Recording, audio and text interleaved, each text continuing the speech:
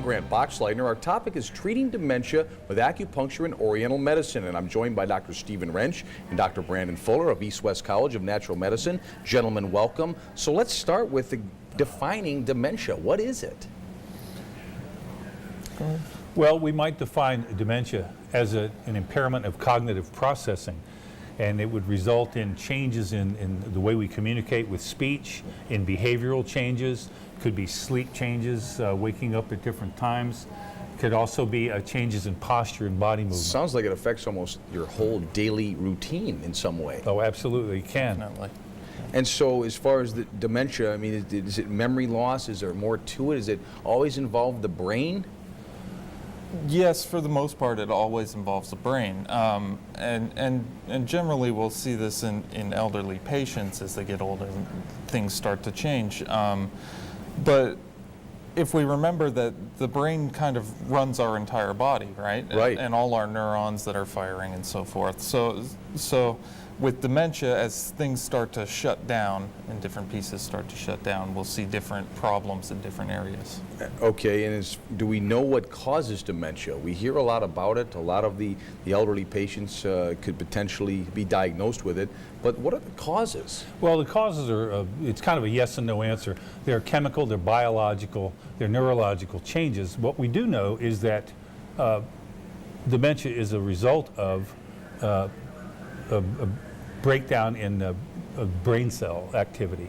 And so whether that's chemical, whether that's neurological, but basically what happens is that as the cells lose the ability to communicate with the surrounding cells, they ultimately lose the ability to communicate with cells in the other areas of the body. And that tends to break down a lot of your function over time, it sounds like. Which is what we talked about, memory impairment, changes in the thought processes, inability to make decisions, changes in like omitting details when we try to recall certain things. And certainly you've seen patients that suffer from this condition. It has to be just an emotional toll that it takes on folks. And not just on them, but on their family members and so on. Because usually when we start to see these things, we don't notice it, but the people around us do, and we say, you know, Grandma's slipping a little bit, or Uncle Charlie's not as sharp as he used to be, and so on. So if because you're not seeing this person every day, I mean, when they come in, you potentially, but they're seeing them a lot more, so they're able to give you some cues as to what they may be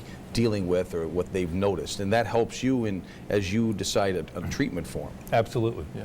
So as far as the viewpoint of dementia, does it vary between Western and Eastern medicine? Well, the Western viewpoint tends to involve kind of specifically the brain, whereas in the Eastern viewpoint, we have always looked at the body as kind of the sum of the parts, as an integrated whole, if you will. So each organ in our viewpoint of this medicine is that the organs have a symbiotic relationship, or an A-frame, if you will. Right. If this one breaks down, that one tends to be affected. So if one organ is in disharmony, we can ultimately expect the next, the other shoe to drop, so to speak. Right. So obviously, and Western medicine shares this viewpoint, certainly that the organ system is responsible for the health of every other organ. In other words, brain health is based on the health of the body itself. And so by treating the organs, the thought being that if everything is working on all cylinders, that's certainly going to help the body even deal with this condition. It doesn't mean that there can't be a meltdown somewhere else, but a healthy body, healthy brain is one viewpoint to have, certainly. But that's the way we view it. Now, I've heard you talk about the whole superhighway in the system in treating. We're going to be talking about acupuncture later in this show. Sure. But does this tend to talk about that too, with all the organs having to be working in harmony as well? Well, I think it's naive to think that the organs don't communicate with one another. And so there's an expression in Chinese medicine that the acupuncture points are the branches on the tree, but the root system is the organ system itself. Oh, I see. And so back to the healthy organ, healthy body, it doesn't mean that every organ's working at optimal performance, so I'll never have an issue with my brain by any stretch. I see. So now the specific risk factors associated with dementia, are there a lot of, we talked about a little bit of the potential symptoms, but risk factors, so maybe exposing yourself to certain chemical you want to stay away from, or making sure that you stimulate your brain? Are these the types of things you're talking about? Well, it's yes and no. Let's start with the most obvious one. First and foremost is cardiovascular disease. So when we think about that, let's talk for a moment, if we will. It's interesting to note that a human body is comprised of more than 60,000 miles of blood vessels. Wow. We have 8 to 10 pints of blood moving through our body at the distance of 12,000 miles a day. It's pretty impressive. At any given moment? Correct. And so what we know is that if, in all likelihood, if we have an impairment somewhere in the vascular system of the body, it's not necessarily relegated just to the body. But if we have something that's damaging our circulatory system in the body, it could just as well be damaging the circulatory system in the brain, which would mean we're not getting the nutrients and the oxygenation that the brain cells need to thrive. A great conversation. And in our next segment, we'll discuss risk factors and memory loss. Stay with us. Hi, I'm Dr. Stephen Wrench, Dean of Clinical Sciences at East West College of Natural Medicine in Sarasota. Our approach to wellness using Oriental and Western medicine is often referred to as complementary, alternative, integrative, or even holistic medicine. We like to think of it as simply medicine. Call East West College of Natural Medicine today to schedule your consultation or to learn more about our program of Oriental Medicine. Highlights, scores, breakdowns of all the local teams every Friday night. What more could you want? Friday Football Fever, the Suncoast's hottest high school football show, is back. Keep up with the teams from across the area. And I'll be on the sidelines of the Game of the Week every week, bringing you interviews from coaches and players from Southwest Florida's biggest matchups. All the Suncoast high school teams, rivalries, and action, we've got it all right here every Friday night on the Suncoast News Network.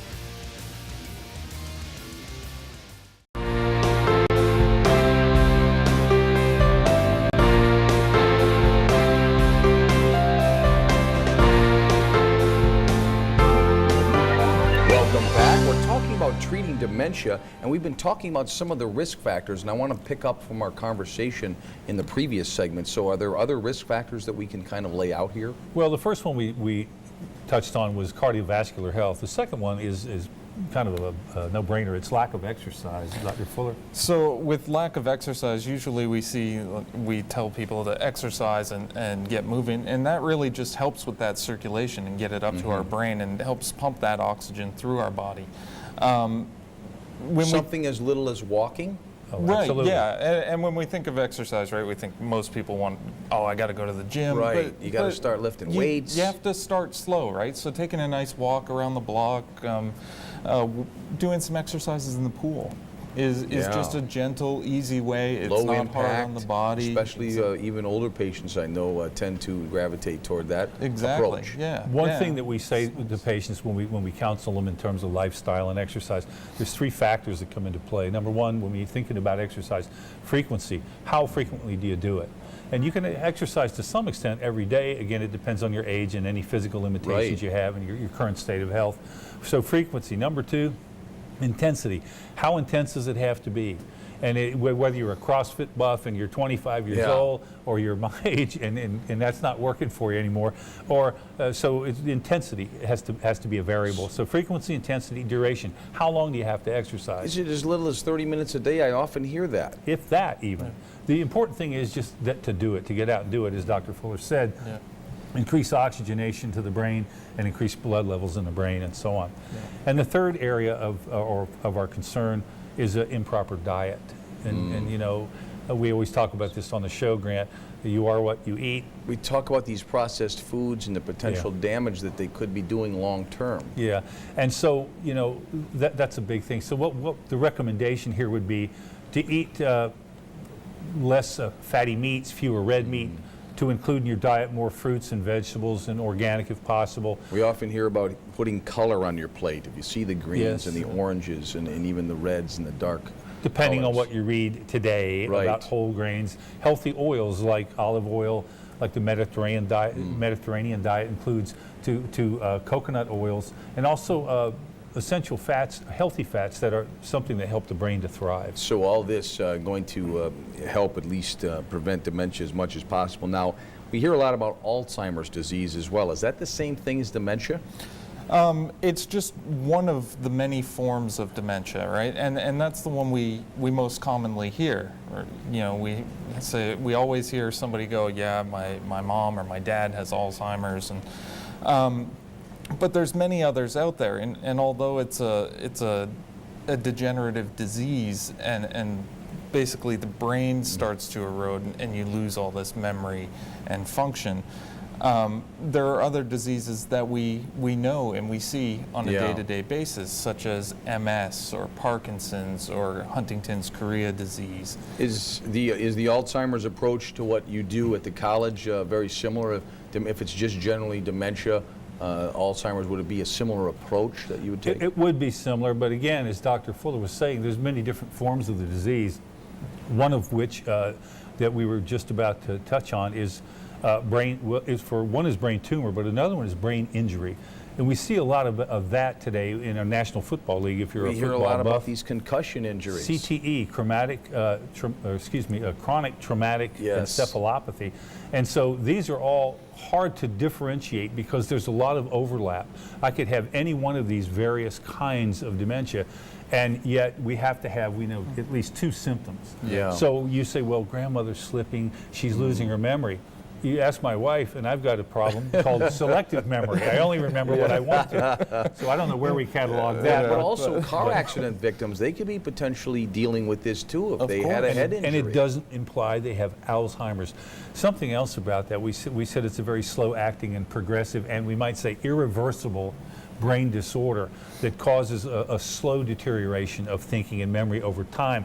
But something just to defer, if I may, to Dr. Alzheimer, Dr. Alois Alzheimer came into prominence in 1906 when he began to study the brains of deceased patients who had been diagnosed with very severe forms of mental illness. And he noticed that there were physical changes from a healthy brain he examined into the brain of patients who had severe mental illness And and he so could on. see changes or differences. He could, and so we hear patients come into the clinic sometimes and they'll go, well, my mother or father or grandmother has old timers. Yes. And we know what they mean, but give credit to Dr. Alzheimer. It's Alzheimer, Yes. and it's not Alzheimer's or old timers. Exactly. I've heard that before. And now we may have to move this over into the other segment, but when we get back, I do want to talk about the diagnoses. How do we diagnose dementia and Alzheimer's and even some of these other forms of these brain injuries we've been talking about? Certainly. And so when we come back, we'll be talking about that, including acupuncture. Don't go away. Hi, I'm Dr. Stephen Wrench, Dean of Clinical Sciences at East West College of Natural Medicine in Sarasota. Our approach to wellness using Oriental and Western medicine is often referred to as complementary, alternative, integrative, or even holistic medicine. We like to think of it as simply medicine. Call East West College of Natural Medicine today to schedule your consultation or to learn more about our program of Oriental Medicine. Highlights, scores, breakdowns of all the local teams every Friday night. What more could you want? Friday Football Fever, the Suncoast's hottest high school football show, is back. Keep up with the teams from across the area. And I'll be on the sidelines of the game of the week every week, bringing you interviews from coaches and players from Southwest Florida's biggest matchups. All the Suncoast high school teams, rivalries, and action, we've got it all right here every Friday night on the Suncoast News Network.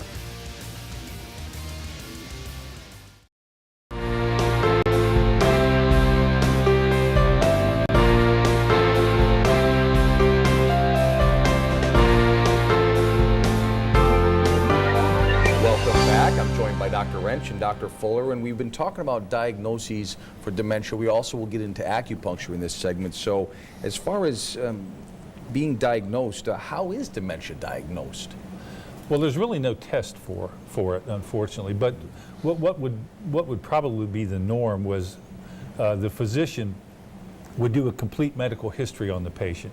They may recommend some blood work and some other lab testing, and there would also be they'd want to chart or track any changes in behavior, in language, any changes in decision making, as we said, absence of details, inability to recall details, Right. and So so there on. maybe even like, do you remember when your maybe not your birthday, but like a family member's birthday, that might be a Sure. cue if they can't remember. And really to diagnose this, and you know, we're not diagnosing it. We're usually seeing it as it's already in a progressive state. But what happens is we have to have at least 2 shared diagnoses. So, in other words, or 2 symptoms. So if we say, well, grandmother's losing her memory, and it's quite obvious she is. Right. But we go, what about making poor judgment? What about changes in her language, changes in her body movement, and so on? So just to say that you're because your memory's slipping, oh my God, you've got Alzheimer's or dementia, it's not accurate. It's not that easy. Now, do you work in hand oftentimes with the Western doctors in these approaches, and it's kind of maybe a double treatment? Sometimes. And oftentimes, what's already been done isn't helping. So it will be kind of the last resort. Doctors, they'll come in and we'll say, is there anything you can do in this regard? And we'll have someone come into clinic and we'll say, there are some things. And there's a couple of studies whereby, we'll talk about some of them later, but one such study that was just done recently showed a 90% improvement, not in just cognitive skills, because that's pretty boastful, but in some of the things like treating the depression, treating the changes in sleep, and treating the irritability and so on. That sounds encouraging. And speaking of that, let's talk about some of these other symptoms that are not just memory loss. There are other things that are associated with dementia, right? Right. So, as it was said, things like depression, anxiety, sleep behavior, sleep patterns tend to change. The social their social construct will also tend to change. So they might not want to go to social functions or social activities They'll with their withdraw friends. They'll potentially? withdraw. Yeah. Yeah. From some of the activities that they've been doing. And things that they used to enjoy, they no longer do. Like go to the play bridge, go Right. shuffleboard, whatever it was they were doing, going dancing, doing things. Right. All of a sudden, there's a lack of interest in these things. Interesting. Now, let's talk about acupuncture as an approach to this. Can this be used to treat those symptoms and others? Well, acupuncture is not going to make me want to go out and take ballroom dancing. I don't think. Yeah. Although, I'm willing to try. But what it can do, we talked about things like changes in sleep patterns. We deal quite a bit with that, Sure. and very successfully so in many cases. It also, when we talked about depression or anxiety, it can treat these things. So these symptomatic factors can certainly be helped with acupuncture. Now, if they've never had acupuncture, would this just be the beginning steps? Is it different from somebody who's had acupuncture to treat other things? Well, it's a different protocol. There's something that we say a lot, and when we do these talks, and when we you and I talk on the show, Yeah. is that one size doesn't fit everybody. Right. But so again, that's the same with herbs. You can't. It's not a patented formula. It's not an over-the-counter kind of approach. No one size fits all. Everybody's got their own story. Right. And so it's not that black and white. It's Right. a lot of gray areas in Oriental medicine. So we'd have to tailor the treatment to you specifically. Now, how long has dementia been treated using traditional Chinese medicine? Does this go back hundreds of years, or? Further. It Wow. goes. So it was first noted in a book called the Huangdi Neijing, or the Yellow Emperor, which was written about 2,000 years ago, or slightly older. And what was noticed in there was that writings of patients or people with mental changes or physical withdrawal from social construct and so forth were seen in this book, but they also had sketches of patients who had vague expressions or blank expressions. Very vacant Interesting. expressions. Yeah, they would show a very withered posture. And so while they didn't use the term, certainly in those days, dementia, because number one, Right. that's an American word. Yeah. And Yeah. but they addressed it in other ways that we won't go into. It's a little lengthy. But they would actually show these sketches Dr. Full is referring to as people that look just withered, and again, the very vacant look in their eye. And so, but they did address changes in the ability to communicate and changes in memory. Now, and so as on. the years have gone by, are the approaches, have they evolved as well, or is it still almost what they were talking about all that time ago? You mean in the approach of In the treatment? approach of I would treatments. say the treatments have evolved a great deal. We're talking Yeah. 2,000 years ago. Even in the traditional Chinese medicine? Definitely. Well, there's certain principles that are undeniable truths, and the principles don't change, but the approach and the technique does, certainly. All right. Great stuff, gentlemen. And up next on Local Doctors on Call, we'll talk about herbal treatments, so don't go away. Highlights, scores, breakdowns of all the local teams every Friday night. What more could you want? Friday Football Fever, the Suncoast's hottest high school football show, is back. Keep up with the teams from across the area. And I'll be on the sidelines of the game of the week every week, bringing you interviews from coaches and players from Southwest Florida's biggest matchups. All the Suncoast high school teams, rivalries, and action, we've got it all right here every Friday night on the Suncoast News Network.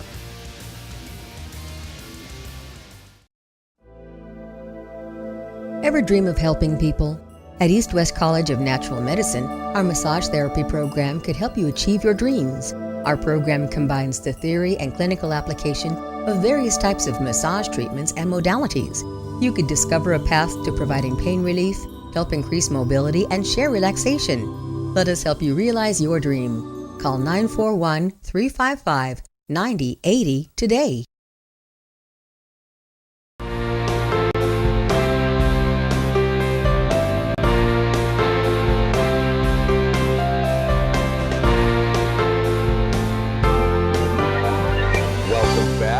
Talking about acupuncture to treat dementia, but now let's talk a little bit about herbs as far as the treatment goes. Is this something that could be potentially used for a patient to treat dementia? Absolutely. So one that's commonly known by most of America is ginkgo biloba, right? And it's a quite revered plant in China, or a tree rather, and it's used and has seen pharmacological effects that are so substantial when it comes to memory loss or cognitive function. In some ways able to restore some of this? To an extent. I don't want to say restore and people go out and buy it. Like a miracle cure. Yeah, it's not a miracle cure, but it can help. Sure. It's one of those.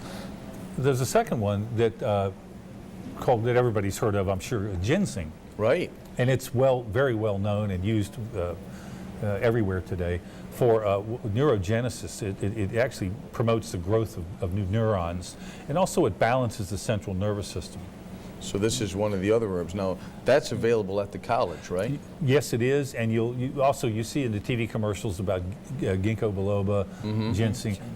This is everywhere. Most reputable health food stores and vitamin places and things like this would have these things. Now, if you get it from a vitamin store or another place, would it be important to consult with you guys or someone else at the college or clinic to make sure that they know how to use it? Yeah, and to be sure it's right for you. Again, back to the one-size-fits-all misconception. With herbs, we talked about it in the past. It's important to know a flavor can change what an herb does. The nature, is it hot or cold or Right. cool or warm?